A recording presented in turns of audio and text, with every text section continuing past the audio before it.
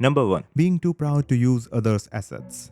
This one really hits home because when I was first starting game dev, I made a full FPS.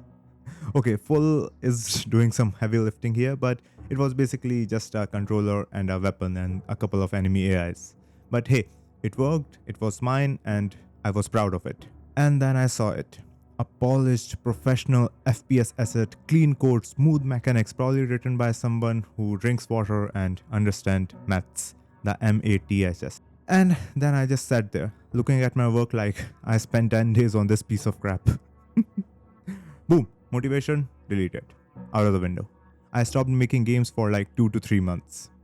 And looking back, that wasn't reality hitting me, that was just my lack of understanding and a little bit of ego telling me no, I must build everything myself. A lot of developers fall into this trap. I need to make every model, every texture, every system from scratch. Basically, I will invent the entire gaming industry alone in my own bedroom. And that mindset silently kills projects before they can even start.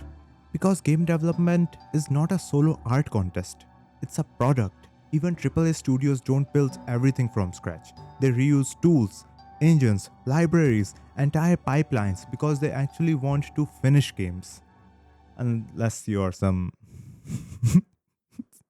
no GTA 6 memes here. Okay, let's say you're making a survival game. You spend 2 weeks making a perfect tree, custom leaves, wind animations, ultra realistic bark texture. It looks amazing, truly. National Geographic would be proud. But then you zoom out and realize you don't have a crafting system, enemies, sound, UI, or a game.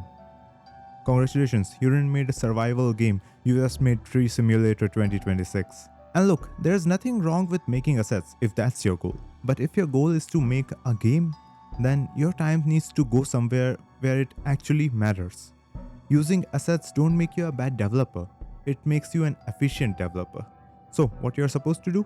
Well, use assets for things that are not your core gameplay. And honestly, sometimes even for core gameplay, especially when you're learning or prototyping. Asset store, libraries, sites like Sketchfab, they exist entirely for you. So focus your energy on what makes your game unique, because you can always replace assets later, but you can't replace your lost time. Damn, that got deep. Should I become an author? Nah, I love game dev too much. Hey bro, he died. Hey bro, he died. Hey bro, he died. Number 2. Directly referencing scripts instead of using events. So you have just made your enemy AI.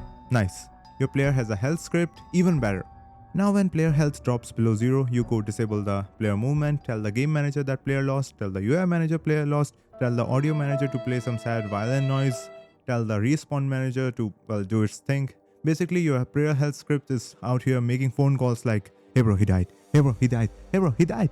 You got more references than a freaking research paper.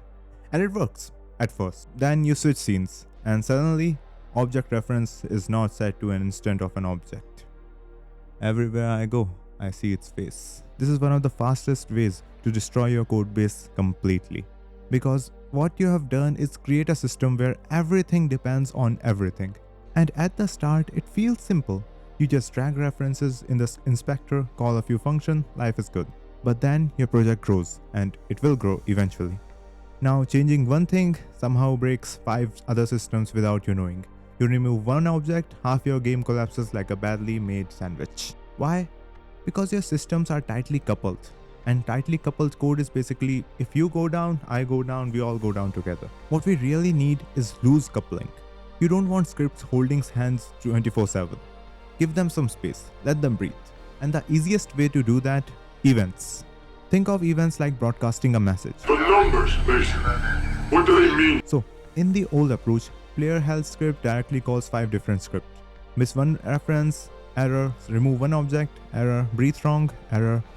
Now, using the event approach, player health fires a single on player died event. Now, any system can just subscribe to this event. Want screen shake on death? Subscribe. Want slow motion effect? Subscribe. Want a dramatic voice saying, skill issue? Subscribe. Also, please subscribe. Trying to reach 1000 subs. Please do it. Anyway, no need to touch player health again. That's the beauty of using events. Your system becomes easier to use, easier to expand, and way easier to debug. Number 3. There is a saying, If you need to do the same things more than 3 times, then just automate it. It is a widely recognized golden rule of operational efficiency, also called the rule of 3, and that's the reason why I set number 3. See that inside joke? Can we insert some laugh track here? Anyway, what does this actually mean in game development? Of course. Well, game dev is basically 50% creativity and 50% doing the same annoying thing over and over and over again until your soul slowly leaves your body.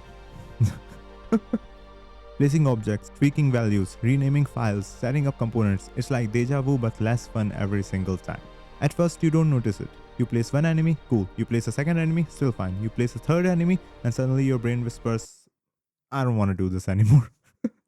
That's your cue. Because if you ignore it, you will end up manually doing the same task 47 times, questioning your life choices while clicking the same button like an NPC stuck in a loop. So what you should do is instead automate it. Write an editor script, use a prefab, make a tool. Future you will look back at present you like, wow, you actually had some brain cells. Respect. Say you're making a level and every enemy needs a health script, a damage script, a collider, a specific tag, and the same 5 things tweaked just right. So in the normal approach, you drag every single enemy, manually set everything one by one, and by enemy number 12, you have aged a year. But in the rules of 3 approach, after setting up your third enemy, you stop and go, okay, this is dumb. We need to change this. So you create a prefab or a single simple setup script that automatically applies all those components and settings. Now you just drop in enemies and boom, they are ready instantly. Congratulations, you just upgraded from humans doing chores to lazy genius developer. And that's really what this rule is about. If something feels repetitive, it probably is, and that's a sign you are supposed to stop doing it manually. Because in game development, the real boss isn't bugs, it's unnecessary work. Over-engineering before your game is even fun. This one usually starts the same way. You watch one advanced programming video, then another, and suddenly you are like, I must apply everything everywhere all at once. Next thing you know, you are building a modular architecture, a scaled event system, a dependency injection framework, and probably your own game engine at this point. And for what? What are you doing this for? A cube that doesn't even move yet. Meanwhile, your game isn't even playable. You start solving problems you don't even have yet. Future problems, hypothetical problems, problems from a parallel universe where your game is already successful. And it feels productive, by the way. Like, wow, my code is so clean. But your player, they can't even jump. Okay, so here's the thing. Your job early on is not to build the perfect system. It's to answer one very simple single question. Is your game fun? Because if it's not fun to play, no amount of clean architecture, no perfectly designed variables, no ultra-realistic graphics can save it. So remember, prototyping fast, break things, be messy, then refactor when there's something worth saving. Because clean code on a boring game is still a boring game. The God script. Yes, apparently even gods have started writing game dev scripts now. But you know what I'm talking about. The player controller.cs. It starts small, innocent, pure. Just movement, that's it. Nothing more, nothing less. A simple, humble beginning. Then you go, let's add shooting. Just shooting, nothing more than that. Movement and shooting, that's all. Then you add health system, maybe. Yeah, that makes sense. It's like 5-10 lines, of course. Then you add UI updates. Why not? Okay. Then you add an inventory system because, well, they are kind of related. And before you know it, that one script is now handling input, moving the player, shooting, taking damage, updating UI, managing inventory, and probably calculating your taxes at this point. Although that's not true because game devs don't really make that amount of money to be taxable. And congratulations, you have created a monster. And the worst part, you open the script after 2 weeks and go, who wrote this? Who wrote this piece of crap? You wrote this. It was you. You were the villain all along. The one script that does basically everything. And I know it feels convenient at first. All in one place, easy access. Yeah, until that file becomes 2000 lines long. And scrolling through it feels like reading ancient history. Here's the fix. One script should do one thing well. That's it. That's the entire fix. Simple rule, but extremely powerful. Okay, a final bonus one.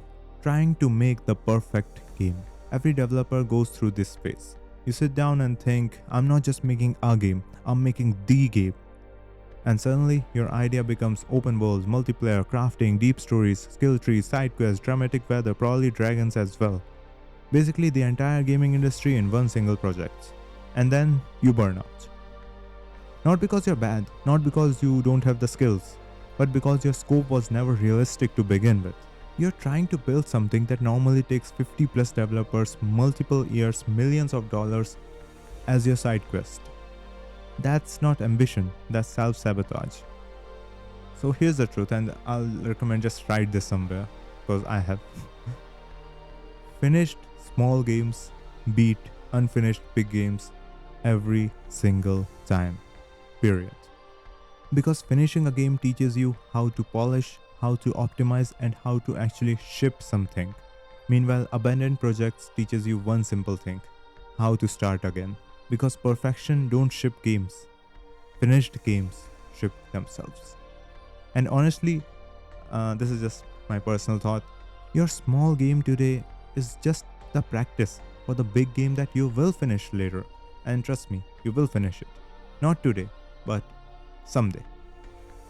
And just like that, we have reached the end of the flight. If you find this interesting, please subscribe. Again, trying to reach 1000 subs. That would be just about it. That's all for now. See ya. Cheers. Keep making awesome stuff. Peace out.